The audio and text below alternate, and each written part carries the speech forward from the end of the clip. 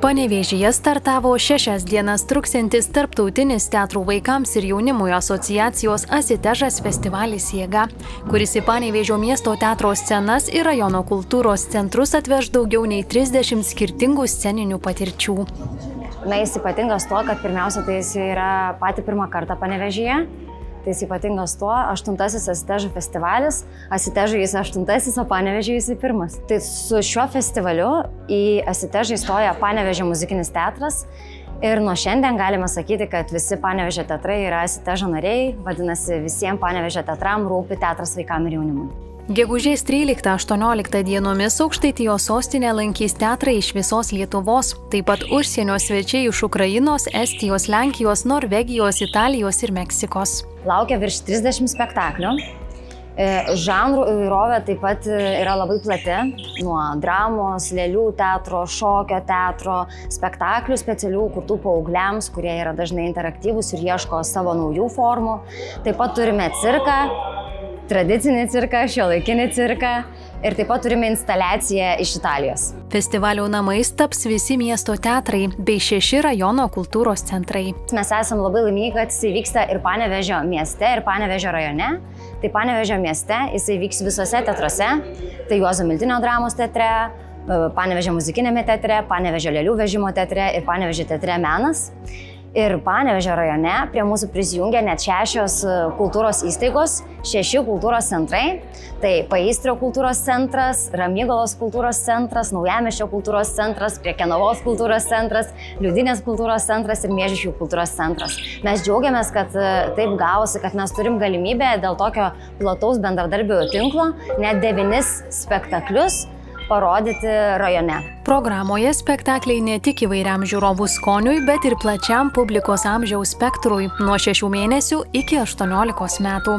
Šokio teatro Dansema spektaklyje Miškas bus laukiami patys mažiausi teatro mėgėjai. Mes labai nurodom tokį siaurą amžių nuo 6 iki 18 mėnesių tam, kad sukurtumėm saugią aplinką mažyliams tyrinėti ir pažinti. Nes dažnai vaikai augdami labai turi daug nurodymų iš suaugusiųjų, iš tėvų, iš senelių, iš mokytojų, kaip, ką reikia daryti, kur čia teisinga, kur neteisinga, kur galima, kur negalima. Tai mums norisi sukurti tą meninę erdvę tokią, kad jie būtų laisvi savo tyrinėjime. Spektaklis Miškas buvo nominuotas Auksinio scenos kryžiaus apdovanojimui geriausio metų spektaklio vaikams kategorijoje. Tarptautinės kūrybinės komandos sukurto interaktyvaus šokio spektaklio metu įdomiai laiką leidžia ne tik mažieji, progą atsipalaiduoti ir pasimėgauti turi ir tėvai. Tėvus ir senelius paraginčiau labai ateiti nusiteikus būti ramiai. Dėl to, kad tėvai pastaruoju metu ypač visuomenės yra labai spaudžiami teisingai auklėti vaikus, kažką teisingai daryti ir tą jiems duoti ir aną. O čia mes būtent pakviečiam kartu su vaikais pabūti.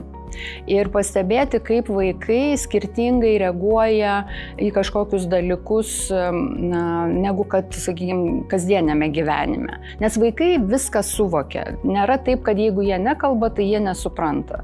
Mes būtent ir kalbamės per judesį, tai tėvam galbūt toksai irgi galimybė pasižiūrėti, kaip galima su vaiku būti, jam nenurodinėjant, labai ten jo, kaip sakyti, nelimituojant, bet leidžiant saugiai būti ir tyrinėti. Festivalio svečiai iš Norvegijos pristatė šokio spektaklį paaugliams Duoklė man. The performance we're playing today, it's called Tribute to Me, and the performance is actually a mix between a dance performance and a concert performance. So we're trying to find a performance that is a mixture between these 2 formats. And we've actually performed this work in many different countries. So we were also in France and we were in Germany. And although the performance is in English, a lot of the teenagers, they know a lot of words in English already. And the show is very visual. So many aspects of the show they've actually seen or experienced themselves online. And therefore, the language is no barrier actually in any country we've played so far. Tai monospektaklis apie skaitmeninės ir fizinės tapatybės konfliktą bei šlovės troškimą.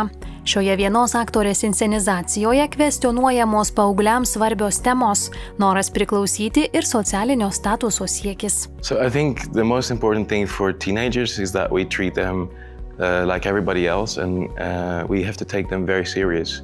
So we try to treat them like adults, and also in the way we were selecting the scenes for the piece, we kind of had to take certain things out and had to make up our mind of what actually fits this age group particularly. Festivalio atidarymo proga gegužės 13-ąją į šventinį koncertą kvietė Panevėžio muzikinis teatras, o paskutinį akordą festivalio programoje gegužės 18 dieną sugros Keistuolių teatras su daugiau nei 30 metų gyvuojančių spektakliu Geltonų plytų kelias, kuris įsikurs Juozo Miltinio dramos teatro didžiojoje scenoje.